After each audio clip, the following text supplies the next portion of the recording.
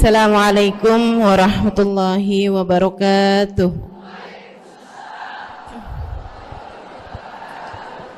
Alhamdulillah. Wassalatu wassalamu ala Rasulillah Muhammad ibn Abdillah wa ala alihi wa sahbihi wa man walah.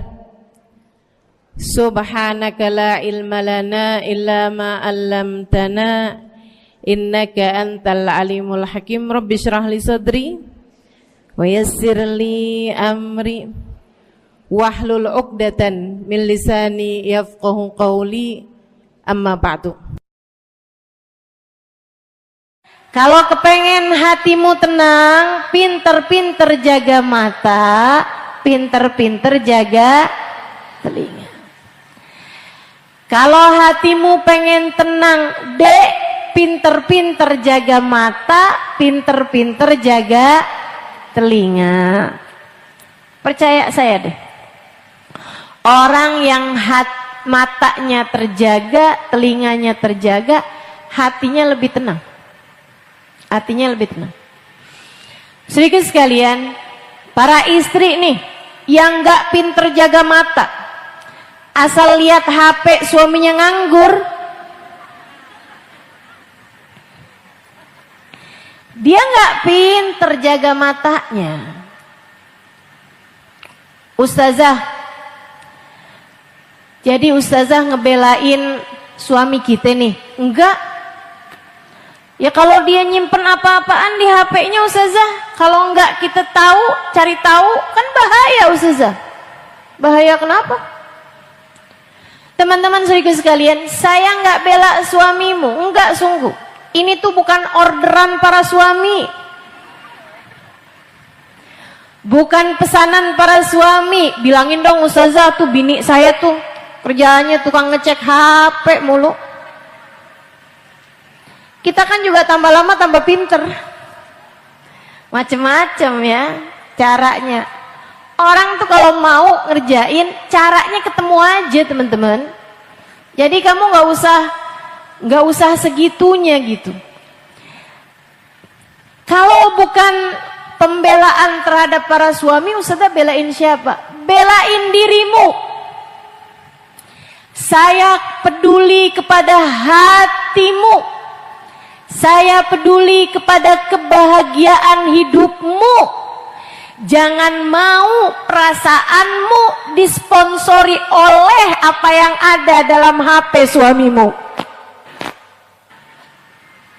Rasa hati didukung oleh HP suami.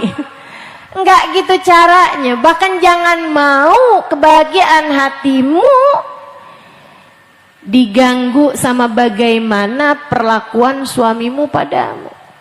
Kita menikah tidak dengan laki-laki kecil, laki-laki kanak-kanak, sama-sama sudah dewasa. Cukup ada Rokib dan Atid menulis semua perbuatan mereka. Kamu nggak usah ikut-ikutan sok bantuin Rokib Atid.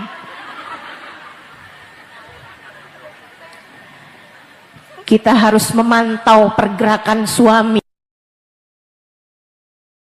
Pinter-pinter jaga telinga. Makanya saya tuh nggak pernah setuju sama acara reuni sekolah, reuni SMA, reuni kuliah, reuni SMP.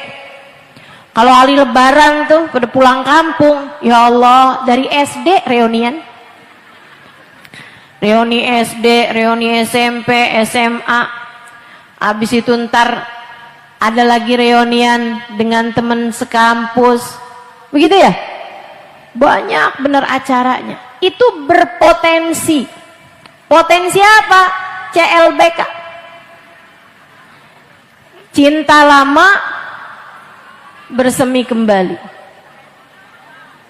Gua kok ustazah, saya mah pinter jaga hati, pinter jaga diri. Bisa jadi, tapi yang laki-laki itu belum tentu. Sehingga akhirnya kamu pun mulai di WhatsAppin sama dia, Jam 10 malam nanyain udah makan belum? Kamu lihat sebelah kamu ada laki-laki lagi ngorok. Kamu nggak pernah peduli saya udah makan apa belum. Ada yang peduli sama saya, nanyain saya udah makan apa belum. Teman-teman sekalian yang saya muliakan, tuh kalau ada kayak begitu nih, saya kasih tahu aja nih ya, semuanya nih, yang tidak halal bagimu nanyain kamu udah makan apa belum. Bu, para istri, ketika datang godaan-godaan hidup seperti ini, kamu punya suami tapi hatimu tertarik dengan laki-laki lain, sampaikan pada hatimu, jangan wahai hati, takutnya kamu kehilangan tiket kebersamaan dengan Nabi. Sebab Nabi Muhammad bilang, la yazni zani hina yazni wa huwa mu'min. Orang kalau berzina saat ia sedang berzina, maka ia bukan lagi orang mukmin, bukan lagi umatku, kata Nabi Muhammad alaihi salam. Bagaimana nasibmu jika dalam masa-masa seperti itu kamu biarkan hatimu melalang buana membayangkan seorang laki-laki lain yang tidak halal bagimu?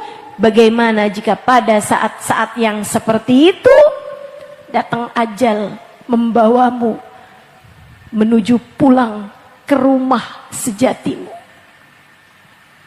Hati-hatilah. Hidup mesti hati-hati. Jangan mau-maunya sampai terbawa kepada hal-hal yang diharamkan Allah Subhanahu wa ta'ala.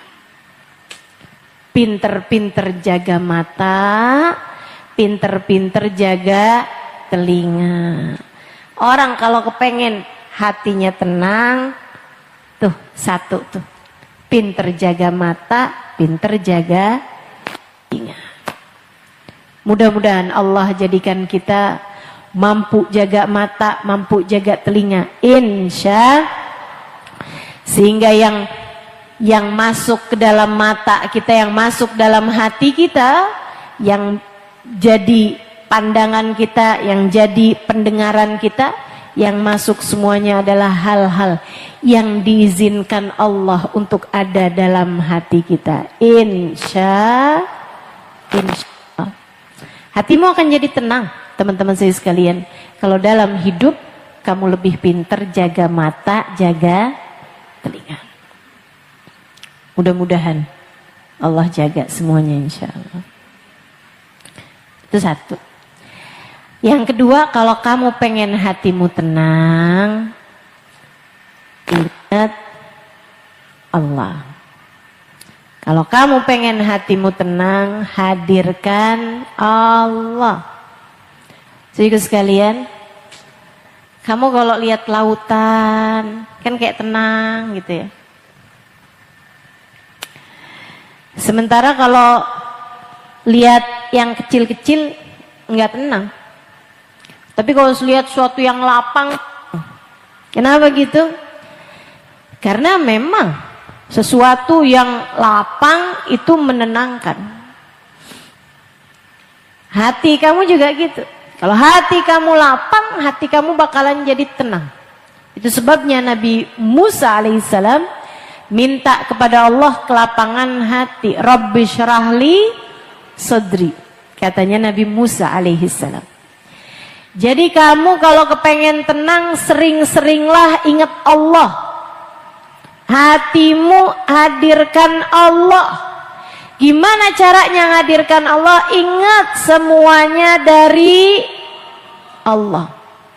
Semuanya dari Allah, semuanya milik Allah, dan semuanya hanya akan kembali kepada Allah Subhanahu wa ta'ala. Tuh hati jadi lebih tenang. Inget-ingetin urusan antaramu dengan Allah. Tiap kali nih ngeliat, ih baju cakep banget, cobain deh. nanti di saat saya menghadap Allah, saya pakai baju kayak apa ya? Nanti di saat saya menghadap di hari akhirat, hari, kata Nabi Muhammad, hari itu semuanya urya, semuanya telanjang, illa man kasahullah, kecuali orang-orang yang dipakaikan baju sama Allah. Ada harinya nanti di akhirat, di mana semua akan digiring dalam keadaan telanjang, kecuali yang dipakaikan baju oleh Allah. Digiring dalam keadaan haus, kecuali yang diberi minum oleh Allah. Digiring dalam keadaan lapar, kecuali yang diberi makan oleh Allah. Digiring dalam keadaan hina, kecuali orang-orang yang dimuliakan oleh Allah. Maka tiap kali lihat baju bagus ya, saya kepengen beli, kok nggak bisa beli, ingetin, tenang. Walibasut taqwa dzalika khair. Pakaian ketakwaan, pakaian ketakwaan itu adalah pakaian yang sesungguhnya yang akan kita pakai saat kita menghadap kepada Allah. Kalau kamu bisa punya baju bagus, ingat juga, ya Allah, Engkau telah memakaikanku baju seindah ini di dunia. Ya Allah, pakaikanlah pula aku baju yang lebih indah di hari akhirat nanti, ya Allah. Ingat sama Allah. Saat kamu lagi makan, ingat sama Allah. Yang ngasih rezeki makanan itu bukan suamimu, bukan anakmu, bukan tetanggamu. Akan tetapi yang memberikan kepadamu sejatinya adalah, ya Allah, saya nggak bisa makan nih kalau Engkau tidak memberikan kepadaku rezeki. Bukan begitu?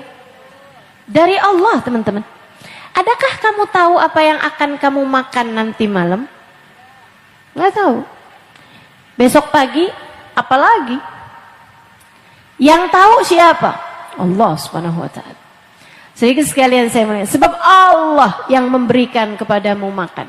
Berapa suapannya, berapa potong dagingnya, berapa potong sayurannya, berapa kuenya, berapa potong, semuanya udah ada ukurannya. Dari Allah Subhanahu wa ta'ala, Jalla Jalaluhu wa ta'ala azamatu. Berapa sering kamu ngambil nasi, kemudian udah gak bisa lagi kamu habisin. Kamu pikir tadi nih ngambilnya kebanyakan. Bukan, rezeki dari Allahnya cuma segitu aja. Tapi kalau saya maksain, masuk juga Ustazah. Ya itu dia, berarti rezekinya emang sampai habis. Guru saya Hubaba Nur bilang, tidak ada satu butir nasi melainkan ketulis di situ bakalan jadi rezekinya siapa. Nggak akan pindah. Semuanya dari Allah Subhanahu wa ta'ala. Makanya nggak ada ceritanya orang rebut rezeki kita, nggak ada. Orang ngambil rezeki kita tuh nggak ada, teman-teman sekalian. Saya bikin toko, sebelah bikin toko, dia lebih laku tuh dagangannya daripada saya. Dia nih udah ngerampas rezeki saya. Nggak ada ceritanya orang ngerampas rezeki orang. Rezeki semuanya datangnya dari Allah Subhanahu wa ta'ala. Kamu masukin terus tuh dalam hati kamu. Kamu masukin terus dalam hati kamu. Qaddarallahu takdira. Allah Subhanahu wa ta'ala. Qad ja'alallah likulli syai'in qadra. Kata Allah Subhanahu wa ta'ala, Allah lah yang telah menetapkan ukuran dari masing-masing takdirnya. Makananmu ada ukurannya, udah dipasin sama Allah Subhanahu wa ta'ala. Uangmu semuanya ada ukurannya, masing-masing udah ada takarannya dari Allah Subhanahu wa ta'ala, teman-teman sekalian. Ada yang dikasih banyak kan, ada yang dikasih dikitan. Kamu hanya perlu memastikan bahwasanya masuknya rezeki dari arah yang halal. Sebab kalau rezeki masuk padamu dari cara yang haram, panjang akibatnya nanti di hari akhirat.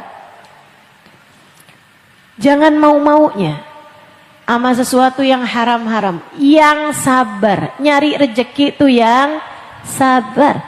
Ingat ceritanya Sayyidina Ali bin Abi Thalib. Sehingga sekalian saya muliakan, Sayyidina Ali itu satu hari lagi naik keledai. Pergi ke rumah salah satu sahabatnya. Dia takut nih kalau keledainya itu nggak ada yang megangin, dia takut keledainya kabur.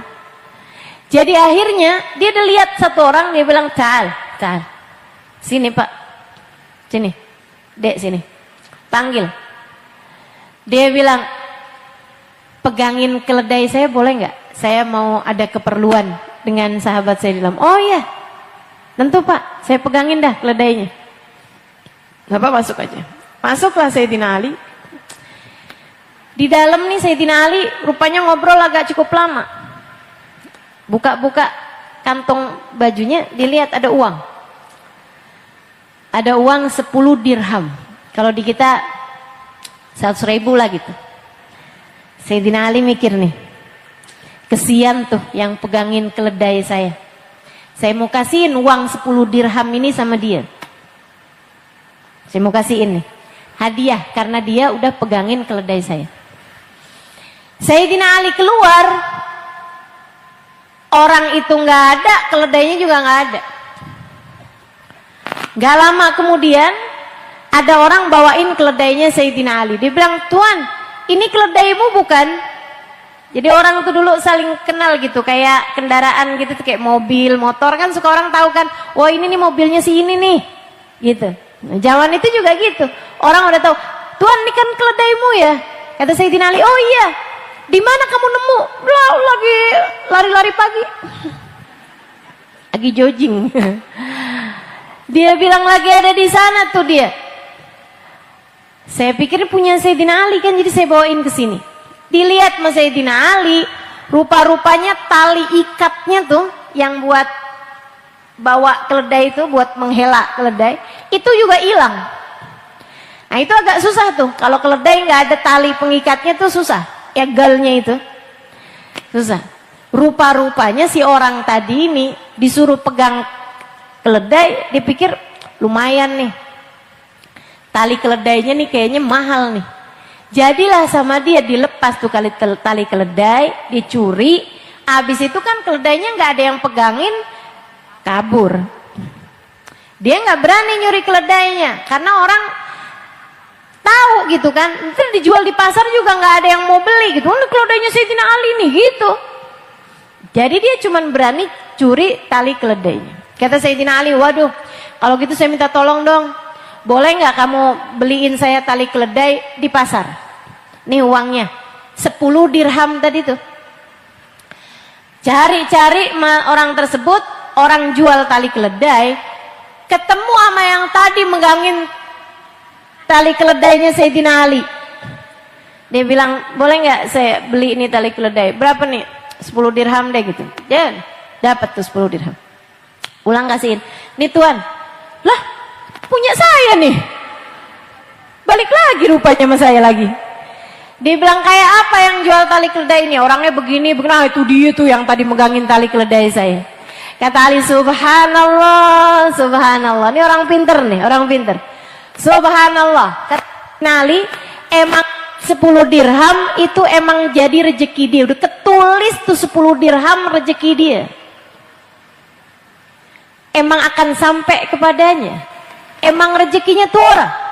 Cuman karena dia nggak sabar, yang mestinya datang dalam keadaan halal, akhirnya datang dalam keadaan haram. Dia jual yang bukan miliknya kan hukumnya haram. Betul nggak? Sehingga sekalian yang saya muliakan, Sayyidina Ali emang niat tuh duit mau buat dia. Andai dia mau sabar nungguin sampai beberapa jam yang akan datang gitu ya, beberapa menit yang akan datang, Sayyidina Ali akan keluar kemudian ngasih tuh 10 dirham. Akan tetapi karena nggak sabaran, nih kayak orang-orang Rawang nih, suka nggak sabar ngeliatin duitnya suami ada di saku baju waktu dicuci, lumayan rezeki istri solehah. Tunggu dulu, kalau kamu sabar bisa jadi itu memang rezekimu. Bisa jadi. Ntar aja tungguin suami pulang terus bilang, "Bang, barang yang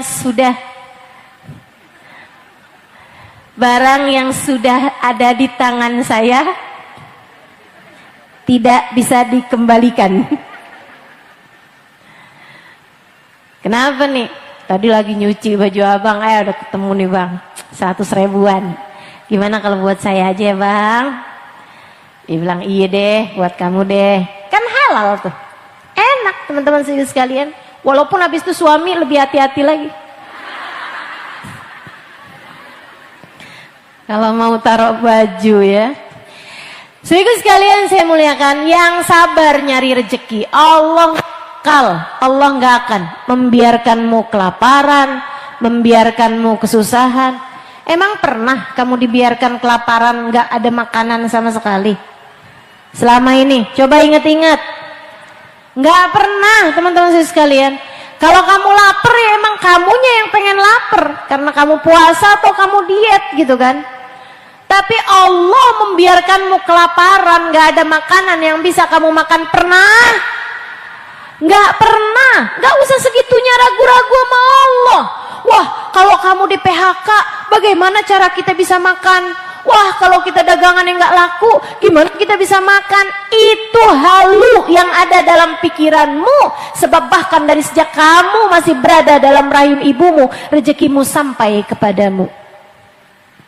Maka meskipun kamu tidak tahu rezekimu ada di mana, tenang, rezekimu tahu kamu ada di mana. Ia akan sampai kepadamu tanpa ada keraguan.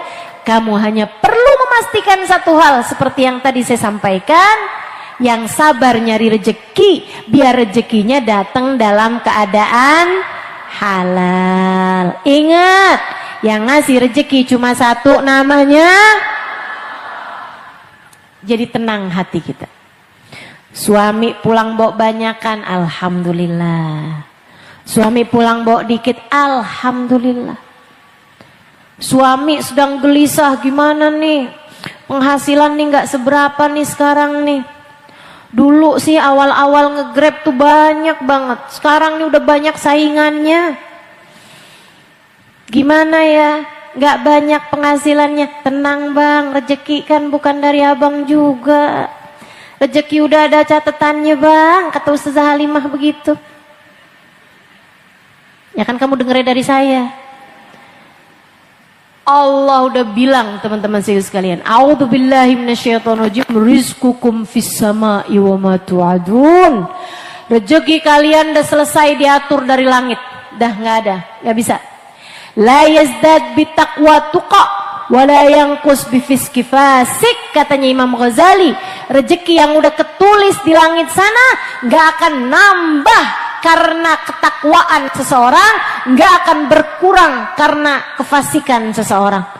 Kefasikan ama ketakwaan aja nggak bisa nambahin atau ngurangin rezeki, Dek.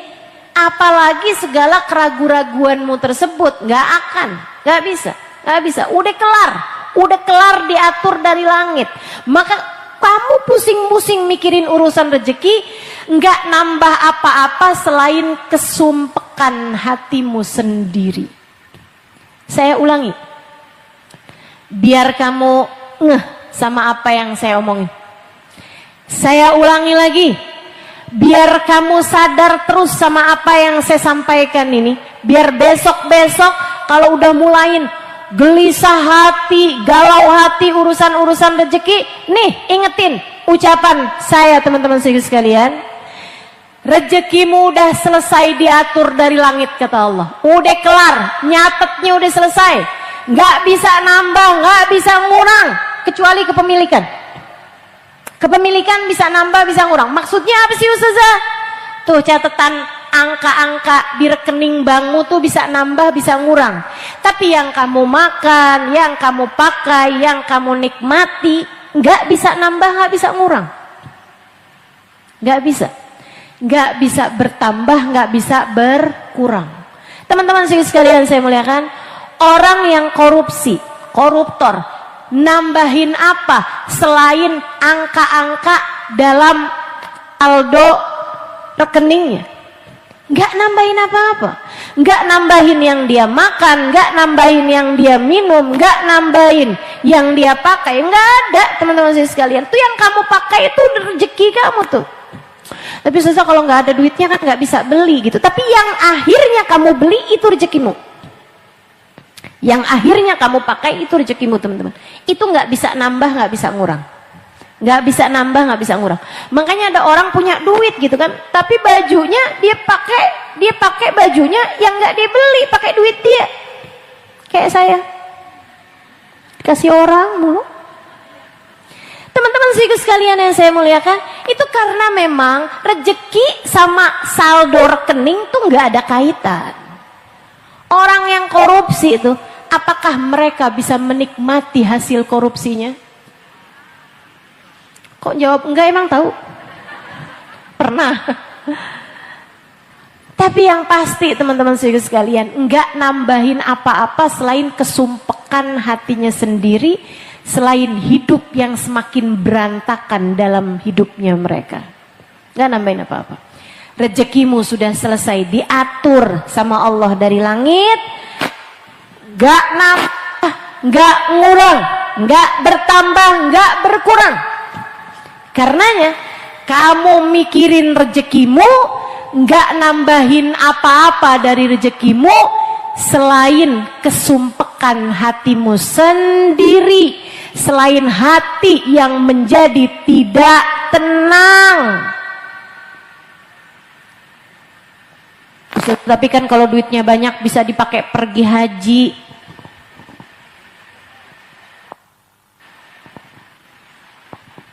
Kalau duitnya banyak kan ustazah bisa sering-sering pergi umroh. Kalau duitnya banyak kan bisa kepake buat bikin majelis. Bu, ini tuh urusannya urusan rezeki dari Allah. Ada banyak orang duitnya banyak kak pergi-pergi haji. Betul? Allah. Ada banyak orang duitnya banyak, akan tetapi nggak pergi-pergi juga buat umroh. Karena uang tuh kalau dari yang haram, dari yang syubhat bakal kepakainya juga buat yang haram, yang syubhat. Kalau dia berasal dari sesuatu yang halal, maka akan kepakainya juga untuk sesuatu yang halal. Nggak nambahin apa-apa, percaya saya, nggak nambahin apa-apa dari apa yang telah dituliskan Allah Subhanahu wa ta'ala. Kamu ketika mikirin urusan rezeki, kamu ketika pusing urusan rezeki, kamu ketika kebanyakan mikiran urusan rezeki, ini teman-teman, nggak nambahin rezekimu, yang ada adalah nambahin galaumu, nambahin sumpek hatimu, nambahin kegelisahanmu, dan bisa jadi juga nambahin dosa-dosamu. Jadi nggak usah terlalu dipikirin, nggak usah terlalu dipikirin. Insya Allah. Ingat Allah. Kalau kepengen hatimu lapang, ingat Allah. Yang ngatur hidup Allah. Masa sih hati nggak tenang? Saya tanya nih, yang ada di sini nih, yang sudah pernah naik pesawat terbang, atau yang sering naik pesawat terbang, atau yang pernah pergi haji, pergi umrah, pergi ke luar negeri yang agak jauhan, saya tanya ya, ada di sini banyak pasti teman-teman sekalian. Saya tanya, waktu di atas pesawat tidur apa nggak tidur? Tidur tuh di atas pesawat. Sehingga sekalian saya muliakan, kok bisa kamu tidur di atas pesawat padahal kamu nggak kenal sama pilotnya? Kalau terus sama pilotnya iseng saya mati-matiin iseng saya udah putus asa nih, mari kita bunuh diri bareng-bareng. Bisa apa enggak? Bisa aja sebenarnya. Kalau pilotnya mau kayak begitu. Teman-teman saya sekalian, kamu naik pesawat nggak kenal pilotnya. Segitunya kamu bisa segitu tenang, sampai kamu bisa tidur di dalam pesawat. Kamu bisa tenang naik di atas pesawat. Kenapa? Karena kamu tahu ada pilotnya. Padahal pilotnya kamu nggak kenal. Saudaraku sekalian yang saya muliakan, ini saya kasih tahu, di dalam hidupmu ini ada pilotnya, teman-teman saudaraku sekalian. Pilotnya Allah. Masa kamu nggak tenang? Pilotnya Allah, Kak. Pilotnya Allah, Dek. Pilotnya Allah, Mbak. Pilotnya Allah, Bu. Pilotnya Allah, Nek. Yang tenang, yang tenang. Ada Allah. Ada Allah. Ustazah, saya sampai di usia segini belum ada yang melamar saya juga. Tenang. Hidupmu sudah diatur sama. Tenang. Kamu hidup tidak kamu jalanin sendirian. Ada pilotnya, namanya. Dia tahu yang terbaik untuk dirimu. Dia memberi kepadamu yang paling kamu perlukan, bukan yang paling kamu inginkan. Saya ulangi. Pilot hidupmu adalah Allah. Dia akan memberi kepadamu yang paling kamu perlukan, bukan yang paling kamu inginkan. Makanya ketika saya menikah 20 tahun sudah, 21 tahun sudah, belum dikasih anak, hati saya tetap tenang. Kenapa gitu? Sebab saya tahu Allah memberi kepada saya apa yang saya perlukan, bukan apa yang saya inginkan. Untukmu yang belum menikah, tuh hati kamu yang tenang. Allah memberi kepadamu yang kamu perlukan, bukan yang kamu inginkan. Bu, kalau lagi ngaca, kamu jangan mikir, kenapa ya Allah ngasih hidung saya kayak begini amat. Apa oplas aja saya ya? Biar hidungnya kayak hidung Nabi. Katanya kan hidung Nabi alfiul anfi. Hidung Nabi kayak huruf alif. Tinggi dan mancung. Kenapa nih hidung saya kayak huruf ta? Lebar baringan. Oplas aja apa ya? Ingetin, wahai diri, Allah memberi apa yang kita butuhkan, bukan apa yang kita inginkan. Tenang aja. Orang tuh kalau hidungnya pesek biasanya umurnya panjang. Nafasnya hemat. Insya Allah. Itu bercandaan saya sama suami. Hidung suami saya tinggi. Teman-teman sih sekalian yang saya muliakan, nggak usah khawatir gitu terhadap berbagai macam hal. Ada Allah sebagai pengendali kehidupan kita. Allah akan selalu memberi kepada kita apa yang kita butuhkan, bukan apa yang kita inginkan. Nyatanya sampai dengan sekarang kamu baik-baik saja, bukan? Tapi hati saya sedih terus, Ustazah, hati saya galau terus. Ya itu urusanmu. Kamu yang harus mampu mengendalikan hatimu itu. Teman-teman, saudariku sekalian saya muliakan, hatimu tuh kamu kendalikan. Hidupmu Allah yang sudah mengendalikannya. Kamu hanya perlu mengendalikan rasa hatimu sendiri. Dengan cara yang tenang, ada Allah dalam hidupmu. Ingat, Allah. Insya. Masih ada 2 lagi nih caranya bikin hati tenang. Nah, yang pertama tadi jaga mata, jaga. Yang kedua tadi ingat Allah sebagai pengendali kehidupan. Allah akan selalu memberi yang kita perlukan. Kemudian yang ketiga teman-teman saya sekalian, kamu kalau kepengen hatimu tenang, ingat Nabi Muhammad. Ingat Nabi Muhammad. Saat kamu gelisah, saat kamu galau, saat kamu susah, yuk coba banyakin sholawatan Nabi Muhammad. Ingetin kehidupannya Nabi Muhammad. Dengerin kajian tentang Nabi Muhammad dan rasakan. Rasakan. Iya ternyata ustazah. Beneran nih ternyata ustazah. Kalau sholawatan hati jadi tenang. Kenapa ya bisa begitu ustazah?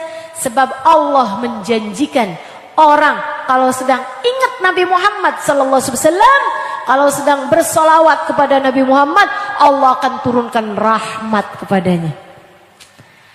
Rahmat tuh bikin hati jadi tenang. Allah turunkan kasih sayang Allah. Rahmat itu artinya kasih sayang dari Allah Subhanahu wa taala. Kalau udah rahmat turun, kasih sayang Allah turun, maka akan tenanglah hatimu ini. Orang kalau banyak baca sholawat tuh, ibarat kata badan, itu akan turun rahmatnya Allah tuh ibarat badan tuh turun vitamin. Vitamin tuh teman-teman, yang lagi sakit jadi cepet sembuhnya. Kan gitu? Yang baru habis sakit jadi cepet segernya, cepet pulihnya. Vitamin.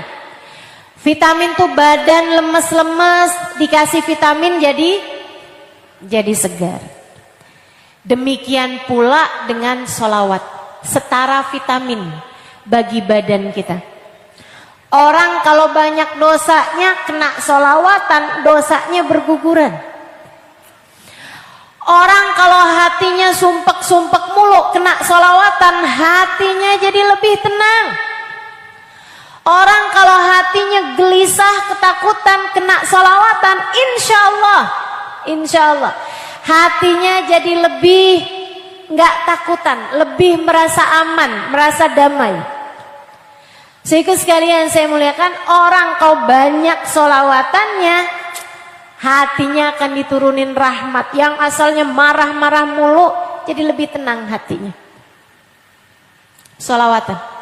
Karena ya Sayyid Muhammad bin Alwi bin Abbas al-Maliki bilang, gak ada permasalahan kehidupan tidak selesai dengan sholawat. Ya kecuali kalau urusannya sama tanggungan orang. Kamu kok banyak baca sholawat? Iya nih utang saya banyak. Biar nggak ditagih saya sholawatin aja banyak-banyak.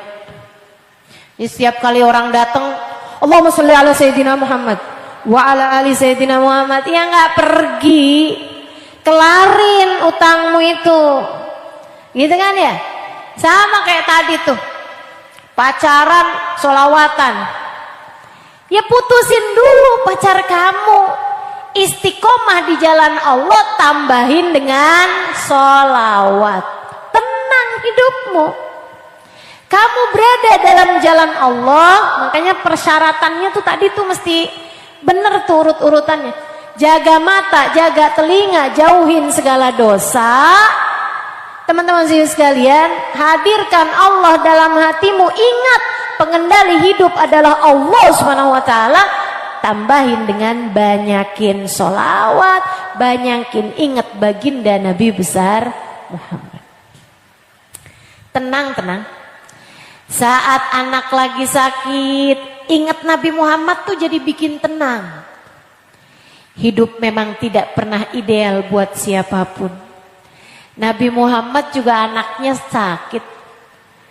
Sama nih saya juga nih sekarang anak lagi sakit, ya Allah.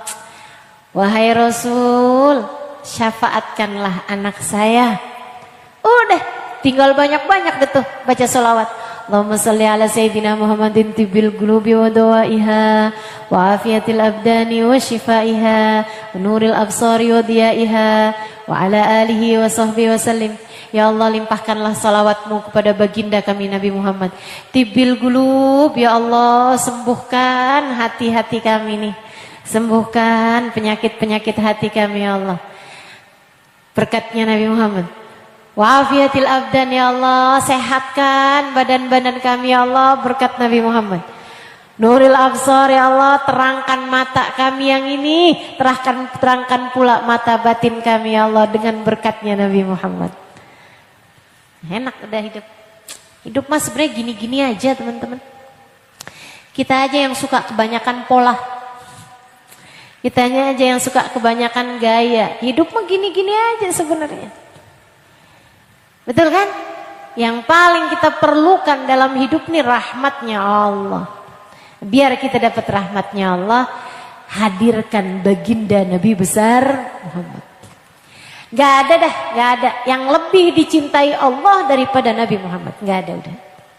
Kamu kepengen Allah berkenan memandangmu dengan pandangan kasih sayang, jadikan ada Nabi Muhammad di lisanmu. Jadikan ada Nabi Muhammad di pikiranmu. Jadikan ada Nabi Muhammad di dalam hatimu. Maka hatimu, pikiranmu, lisanmu akan banyak dituruni rahmatnya Allah subhanahu wa ta'ala. Yuk selawatan yang banyak. Selawatan yang banyak dalam hidup. Biar beres semuanya urusan-urusan kita. Insya. Biar pada tenang hati kita. Insya. Biar gak takutan mulu dalam hidup. Biar gak takutan mulu dalam hidup. Banyakin salawat. Biar tenang hatimu. Banyakin salawat. Insya Allah. Amin ya rabbal alamin. Itu yang nomor 3. Teman-teman saya sekalian, ingetin Nabi Muhammad. Hadirin Nabi Muhammad. Galau-galau jangan nyari tontonan-tontonan yang gak jelas. Dengerin aja kajian tentang Nabi Muhammad. Bikin hati lapang, cobain. Cobain. Teman-teman sekalian, habis itu sholawatan yang banyak-banyak. Baca kitab maulid, baca. Hadirkan hati kamu di dalamnya. Cari tahu makna-maknanya. Semakin kamu sering menghadirkan Nabi Muhammad, semakin terpandu hidupmu, semakin terang jalan hidupmu, semakin banyak rahmat Allah kepadamu, semakin tenanglah hatimu. Nanti kita akan tutup majelisnya juga dengan salawatan, namun sebelumnya saya akan terangkan dulu hal terakhir yang bikin hatimu menjadi tenang. Saudaraku sekalian saya muliakan, sebelum lupa yang terakhirnya saya ingetin dulu yang pertama apa tadi? Jaga mata, jaga telinga, jauhin dosa. Kan lebih tenanglah hatimu. Yang kedua, ingat Allah, banyakin dzikir menyebut nama Allah. Makan ingat Allah, tidur ingat Allah, tenang hatimu teman-teman. Dalam segala keadaan mengingat Allah Subhanahu wa taala sebagai sang pengendali kehidupan. Allah akan selalu memberikan kepadamu apa yang kamu perlukan, apa yang kamu butuhkan, bukan apa yang kamu. Yang ketiganya, ingat Nabi Muhammad, hadirkan Nabi Muhammad, bersolawat kepada Nabi Muhammad, gitu kan ya? Itu tiga-tiganya tuh. Saya minta kamu, yang ke Allah juga tiga-tiganya. Tiga-tiganya itu apa? Di lisan, di pikiran, di hati. Di lisan dengan kamu berzikir, mengingat, menyebut nama Allah SWT. Dipikirkan dengan kamu faham bahwasanya Allah SWT yang menghendaki apapun, pengendali apapun. Yang di hati kamu hadirkan Allah SWT. Kamu cintai Allah SWT. Dan yang ini juga kepada Nabi Muhammad juga pakai lisan dengan kamu banyak bersolawat kepada Nabi Muhammad, baca kitab maulid Nabi Muhammad, diingatan dengan kamu mengingat Nabi Muhammad, kamu ingat-ingat kehidupan Nabi Muhammad alaihi wassalam, kamu dengarkan lagi kajian-kajian tentang Nabi Muhammad, dan di dalam hati dengan kamu menghadirkan Nabi Muhammad, mencintai Nabi Muhammad, merindukan Nabi Muhammad, dan gak ada yang lebih indah daripada itu untuk kamu lakukan. Gak ada lagi yang lebih indah dalam hidupmu daripada kamu menghadirkan manusia paling indah, daripada kamu mengingat kehidupan manusia paling indah, daripada kamu mencintai manusia paling indah, baginda Nabi besar Muhammad. Kalau sering banget, nanti lama-lama bukan kamu yang menghadirkan Nabi Muhammad, tapi kamu dihadirkan Nabi Muhammad. Kalau sering banget, gede cintanya, tambah lama, tambah numpuk, tambah numpuk, tambah numpuk. Akhirnya bukan hanya kamu mencintai Nabi Muhammad, tapi kamu menjadi dicintai oleh Nabi Muhammad. Bukan hanya kamu merindukan Nabi Muhammad, akan tapi kamu menjadi seorang yang dirindukan oleh Nabi Muhammad. Siapa tahu ada di antara kita yang sampai di level yang begitu. Amin ya Rabbal. Yang terakhir, kalau kamu pengen hatimu tenang, cintai orang-orang soleh. Cintai para ulama, cintai para sahabat Nabi, cintai keluarga Nabi, cintai Sayyidah Khadijah, cintai Sayyidah Fatimah, cintai Sayyidah Aisyah, cintai Sayyidina Hasan Hussein cucu Nabi Muhammad, cintai Sayyidah Zainab, Sayyidah Ummu Kalthum, Sayyidah Ruqayyah. Selain Sayyidah Fatimah, mereka adalah putri-putri Nabi besar Muhammad. Cintai Sayyidah Fatimah sebagai yang terbaik dari semua perempuan yang hidup di zaman Nabi Muhammad alaihissalam.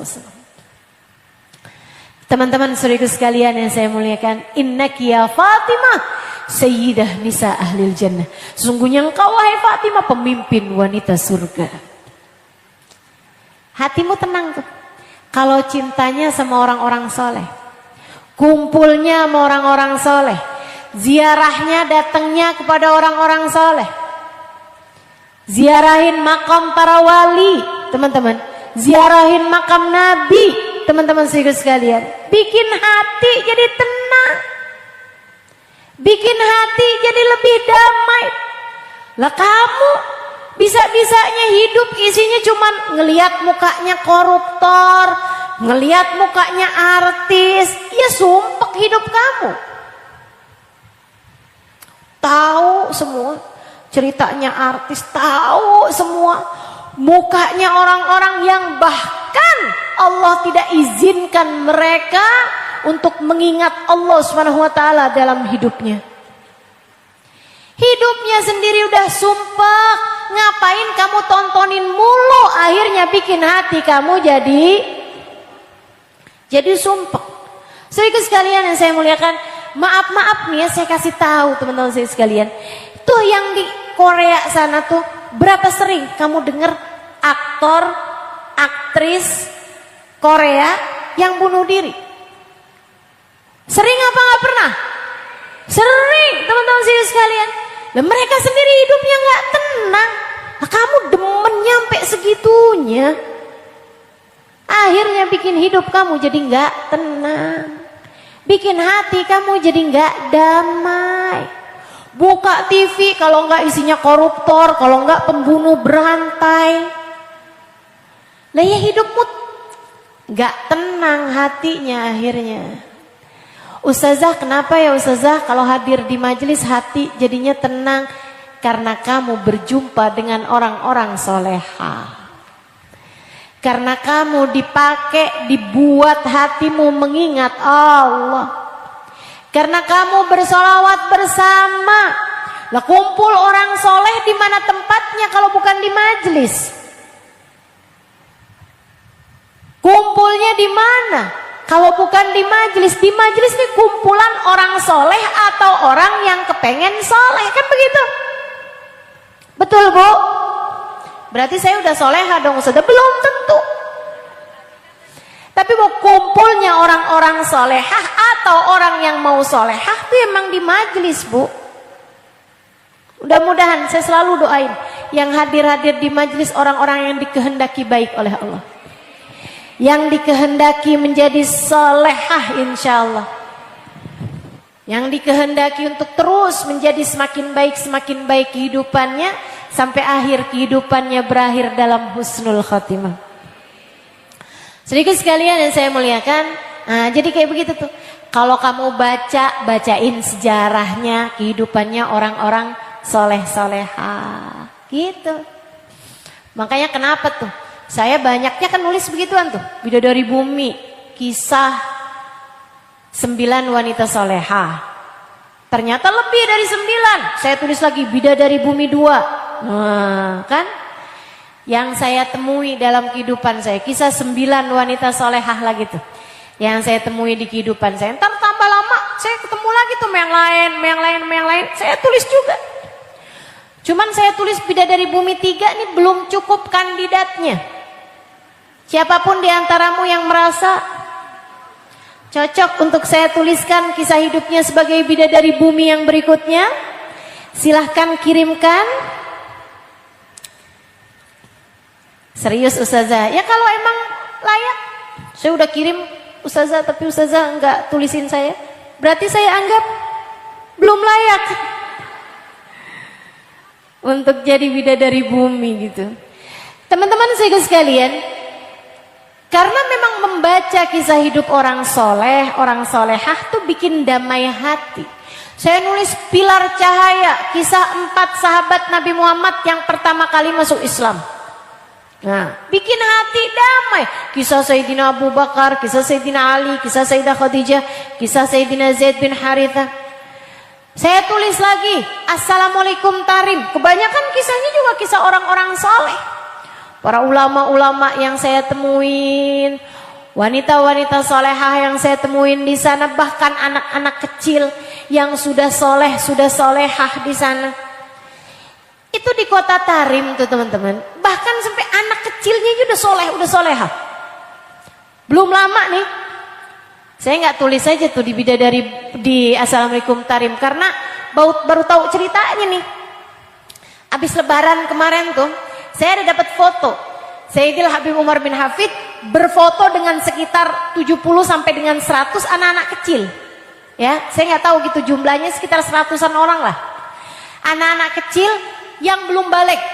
Teman-teman, umur mereka antara 6, 7, 8, 9, 10, 11, 12 gitu ya. 13, pokoknya yang belum balik lah gitu. Anak kecil semuanya, laki-laki semua. Habib Umar bin Hafid berfoto di antara mereka itu. Kecil-kecil semuanya, beliau foto. Beliau sendirian yang sudah dewasa gitu. Yang lain semua anak-anak. Cakep bener fotonya. Anak kecil-kecil, hidungnya pada mancung-mancung. Orang Arab, jangan lupa. Itu kecil-kecil udah pada pinter bahasa Arab loh. Orang Arab. Sehingga sekalian, saya liatin gitu kan, ya Allah seneng bener saya liatnya. Lucu-lucu, bagus-bagus mukanya, cakep-cakep, ceria-ceria gitu. Saya lebih seneng lagi baca captionnya, baca keterangan di bawah foto itu. Dia bilang ini adalah anak-anak tuh maksudnya yang belum balik ya, yang sholat tarawih bersama dengan Habib Umar bin Hafid dari sejak malam pertama Ramadan sampai akhir Ramadan. Nggak tinggal sholatnya. Itu sama Habib Umar dikasih hadiah fotoan sama Habib Umar bin Hafid. Apa nggak jadi kenangan indah banget tuh buat anak-anak tuh, sehingga nanti besok-besoknya juga nggak mau lagi terlambat sholat tarawih atau tertinggal sholat tarawih di masa-masa dewasanya. Dan teman-teman saya sekalian, kebayang nggak sih sholat tarawih istiqomah bahkan sebelum balik? Siapa di antara kita yang begitu? Ya, saya tanyain, ada nggak di sini yang kayak gitu? Nah, model emak-emak kayak gini aja, Ramadan kemarin tarawihnya ada yang ditinggal nggak?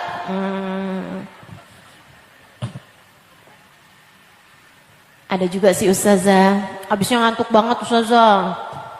Habisnya saya pakai buat mudik Ustazah. Jadinya di perjalanan saya nggak bisa sholat tarawih Ustazah. Bisa lah sholat di perjalanan. Ya tapi belum Ustazah. Masalahnya mau apa nggak mau itu aja tuh. Kamu tuh bukan nggak bisa, kamu nggak mau. Kalau kamu mau, kamu akan bisain diri. Kamu masalahnya bukan mampu nggak mampu, tapi mau nggak mau. Kalau kamu mau, kamu menjadi akan mampu. Nyatanya kemana-mana bisa tuh nyampe aja, tapi sholat tarawih nggak ditinggal. Belum ada ceritanya, insya Allah mudah-mudahan ya. Mudah-mudahan umur kita nyampe sampai Ramadan berikutnya. Teman-teman saya sekalian, mereka adalah anak-anak yang istiqomah dari pertama Ramadan sampai akhir Ramadan, sholat berjamaah bersama dengan Habib Umar bin Hafid. Teman-teman, sholat tarawih bersama dengan Habib Umar itu setiap malamnya baca 2 juz Al-Quran dalam tarawihnya. Ada anak-anak dan itu hampir 100 orang. Makmumnya beliau berapa Ustaz? Anak-anak semua? Enggak, makmumnya ribuan. Di antara ribuan tersebut ada 100 anak-anak yang istiqomah berjamaah. Masya Allah, Masya Allah. Indah ya, negara itu indah. Kenapa bisa indah teman-teman sekalian? Karena semuanya itu tadi tuh. Menjaga mata, jaga telinga, jauh dari dosa, selalu menghadirkan Allah dalam hati mereka, begitu. Kemudian dekat dan banyak bersolawatnya kepada baginda Nabi besar Muhammad. Dan yang keempat, mereka berkumpul bersama-sama dengan orang-orang soleh. Hatinya penuh cinta dengan orang-orang soleh. Harapan mereka sejak kecil tuh ya udah tuh. Yang jadi patokan mereka tuh nggak ada yang kepengen, oh saya kepengen nih jadi pejabat ini, saya kepengen, nggak ada. Pengen jadi kayak Habib Umar, pengen jadi kayak Habib Hasan, pengen jadi kayak Habib Salim gitu. Cita-cita anaknya tuh. Dan dididik sama orang tuanya dengan didikan mencintai para ulama, mencintai orang-orang saleh, mencintai para santri, teman-teman sekalian, mencintai orang-orang saleh yang ada di negeri mereka. Kumpulnya orang saleh-salehah terus-terusan tuh. Ibunya solehah, bapaknya soleh, saudara-saudaranya soleh-solehah, ya hatinya tenang. Hatinya tenang. Ada di sana salah satunya namanya Habib Abdullah bin Husain bin Tahir, udah meninggal. Salah satu dari ulama-ulama besar. Penulis banyak kitab ya, salah satunya Al-Majmu' itu ada tuh karyanya Habib Abdullah bin Husain bin Tahir, dan beberapa kitab-kitab yang lainnya beliau yang nulis tuh. Teman-teman saya sekalian, Habib Abdullah bin Husain bin Tahir itu pernah ditanya sama murid-murid beliau. Dia bilang, "Bib, gimana sih kok bisa jadi Habib nih? Kok bisa jadi Habib Abdullah bin Husain bin Tahir?" Seseorang yang zikirannya banyak, teman-teman. Sangat banyak. Beliau baca la ilaha illallah seharinya 12.000 kali. Beliau baca sholawat seharinya 12.000 kali. Beliau baca istighfar seharinya 12.000 kali. Masing-masing zikiran itu beliau baca seharinya 12.000 kali. Beliau ngajarnya banyak, nulis kitab banyak, teman-teman. Sampai semasa hidup beliau itu, sampai ada istilah Jannatul Ardi Masilah. Surganya bumi ini adalah kota Masilah. Habib Abdullah bin Husain bin Tahir. Ilmu luar biasa, ibadah luar biasa, hati luar biasa, jauh dari dosa-dosa. Beliau sampai bilang, "A'ba isab'ah ma ya'rif ya'si rabbah." Anggota badan saya yang 7, mata, telinga, lisan, tangan, kaki, perut, farji. Dia bilang, "Ma ya'rif ya'si rabbah," enggak ngerti maksiat sama Allah. Enggak ngerti caranya bikin dosa. Anggota badan saya yang 7 enggak tahu caranya bikin dosa. Ngerti aja enggak, apalagi ngerjainnya, apalagi jalaninnya. Teman-teman sekalian saya muliakan, nah, Habib Abdullah bin Husain bin Tahir ditanya sama orang, "Bib, kok bisa ada manusia kayak antum gini nih, gimana ceritanya sih Bib?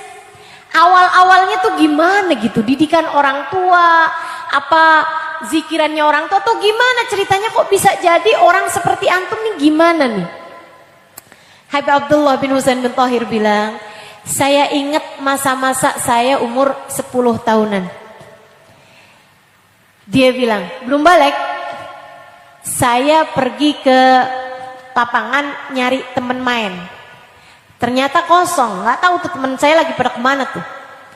Jadi akhirnya saya pun pulang ke rumah. Saya nyari abah saya. Dia bilang abah saya lagi sholat sunnah. Sholat sunnah. Siang-siang gitu kan gabut nggak ada kerjaan, sholat aja dah gitu. Tuh orang soleh tuh. Orang soleh tuh nggak ada kerjaan gabut. Kita apaan kalau nggak ada kerjaan? Scroll TikTok. Ya kalau yang didengerin saya nggak apa-apa ya. Tapi kan kalau yang didengerin orang joget-joget nggak jelas aurat kemana-mana, masya Allah, masya Allah. Teman-teman sih sekalian saya muliakan, kalau enggak tuh liatin nih mau beli kerudungan lihat Shopee 3 jam masih belum ketahuan juga yang mana yang mau dibeli. Ya Allah, udah scroll 3 jam kagak ada yang cakep nih. Kok bisa kamu mau belinya yang kayak gimana? Yang kayak Ustazah pakai. Sehingga sekalian saya muliakan, nih beliau nggak ada kerjaan gitu kan, sholat. Ayahnya Habib Abdullah bin Husain bin Thahir, Habib Husain. Sehingga sekalian saya muliakan, nyari saudaranya lagi buka kitab, nyari ibunya lagi baca Al-Quran. Dia bilang saya nggak punya teman, saya kesepian. Saya akhirnya pergi wudhu, duduk di sebelah Umi, dengerin Umi baca Al-Quran. Umi begitu ngelihat saya gitu kan, Cal, yuk nak sini nak, yuk dengerin Umi baca Quran. Nanti Umi kasih tahu nih ayat-ayat yang Umi tahu maknanya. Insya Allah, yuk nak bacain Quran. Anak kayak begitu bu, kumpulnya sama orang soleh-soleha semua, gimana nggak jadi soleh? Kamu kalau lihat anakmu kenapa nih modelannya kayak gini? Iya siapa emaknya? Kamu lihat tingkah anak kamu nggak jauh-jauh dari kamu dah, beneran. Betul bu?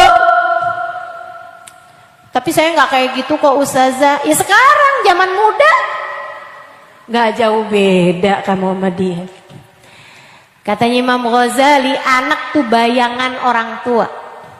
Kalau kamu kepengen ngebenerin bayangan, cukup dengan kamu ngebenerin pohonnya atau yang punya bayangan tersebut. Mudah-mudahan Allah soleh-solehahkan anak-anak kita insya Allah. Sesudah Allah soleh-solehahkan kita dan suami kita sebagai orang tuanya. Amin. Ya Rabbal Alamin. Nah itu teman-teman saya sekalian, 4 hal itu. Kalau kamu kerjain, lebih tenang hatimu, lebih terarah kehidupanmu. Asli, mandang orang solehah, mandang orang yang dekat sama Allah, mandang orang yang cinta sama Rasulullah, bikin hati lapang. Percayalah saya. Saya dulu kalau udah sumpek-sumpek, saya pandangin tuh mukanya guru-guru saya. Saya hadirin majelis guru-guru saya liatin mukanya. Saya pandangin wajah Hubabah Bahia. Saya pandangin wajah Hubabah Nur. Saya pandangin wajah Habib Umar bin Hafid. Walaupun lewat layar gitu kan, saya liatin aja. Saya liatin mukanya orang-orang soleh, para habaib-habaib tuh. Udah malam Jumat gitu kan, kumpul semua di Darul Mustafa. Saya liatin mukanya atu ya Allah, karuniakan kepada saya apa yang kau karuniakan dalam diri mereka. Apa yang kau karuniakan dalam hati mereka ya Allah, karuniakanlah pula kepada saya. Saya dengerin kajian-kajian mereka gitu kan, tenang hati, lapang hati, Masya Allah, Masya Allah. 4 hal itu kalau kamu kerjain, kamu akan dapetin ketenangan hati. Gitu ya. Jadi kalau kamu ngerasa aduh sumpek banget nih hati, cepetan cari majelis ta'lim terdekat, atau cepetan paling mudah nih buka YouTube, sekarang ada di tangan tuh kan, dengerin kajian dari orang-orang saleh, dengerin kajian para ulama-ulama, dengerin kajian-kajian tafsir boleh, kajian tentang Nabi Muhammad boleh, bikin hati lapang teman-teman saya sekalian. Jangan sampai aduh gelisah nih, hati nggak tenang nih, dengerin musik Waktu dengerin musiknya kamu agak-agak tenang gitu kan. Akan tetapi abisannya lebih sumpek lagi, percaya saya. Abisannya bikin sumpek teman-teman. Misalnya gitu kan, kamu bilang, aduh dengerin musik musiknya musik-musik yang galau. Yang ada hati tambah galau. Yang hati malah jadi tambah gak enak. Dah yang enak-enak aja ya. Kita bikin hati kita, kerjain 4 hal ini, kamu sedang menuju kepada ketenangan hati. Insya Allah. Yang pertama, jaga mata, jaga telinga, jauhin segala dosa, maka kamu akan menjadi orang yang lebih tenang hatinya. Yang kedua, ingat Allah. Allah sebagai satu-satunya pengendali dalam kehidupanmu, satu-satunya pemberi rizki dalam kehidupanmu. Yang tenang, yang tenang, yang tenang. Ada Allah bersama denganmu. Allah akan selalu memberi kepadamu yang kamu perlukan, bukan yang kamu inginkan.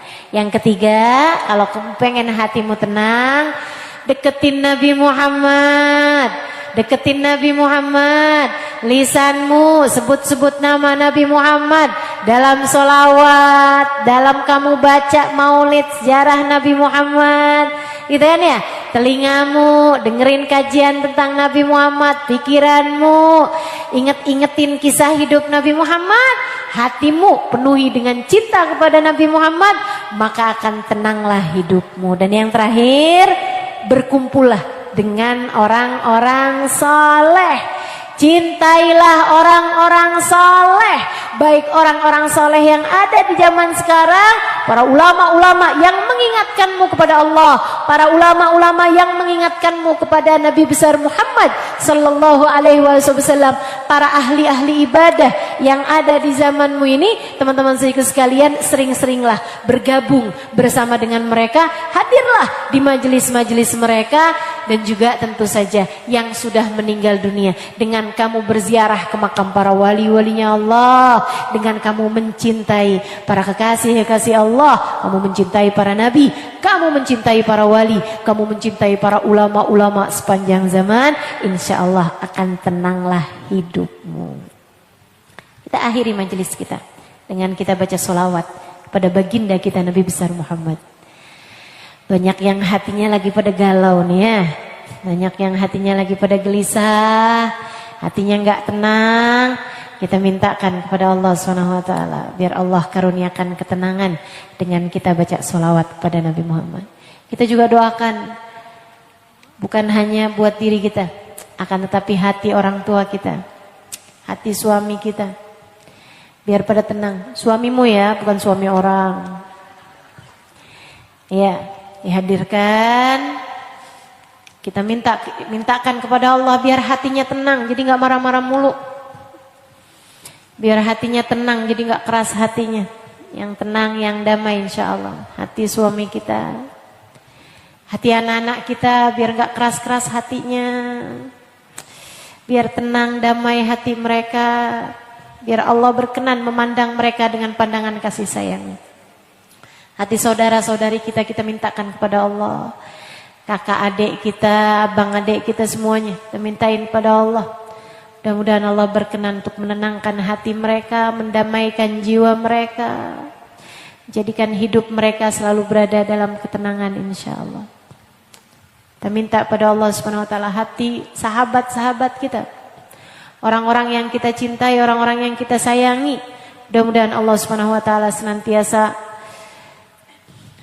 menenangkan hati mereka insya Allah, membuat hati kita semuanya hati yang damai, hati yang tenang, hati yang bahagia. Berkat majelis maulid Nabi Muhammad, berkat majelis ilmu ini, berkat kita berkumpul bersama-sama seperti ini, berkatnya Nabi besar Muhammad yang kita bacakan maulidnya tadi, yang kita bacakan sholawat padanya, berkat orang-orang soleh, berkat Sayyidah Khadijah, berkat Sayyidah Fatimah, berkat ahli Ma'la, ahli Baqi', berkat ahli Bashar, berkat semua para wali-walinya Allah SWT, baik yang sudah meninggal dunia maupun para walinya Allah yang masih hidup di zaman sekarang ini, kita minta pada Allah Subhanahu wa taala dengan berkat orang-orang yang hatinya paling damai. Semoga Allah mendamaikan hati kita semuanya.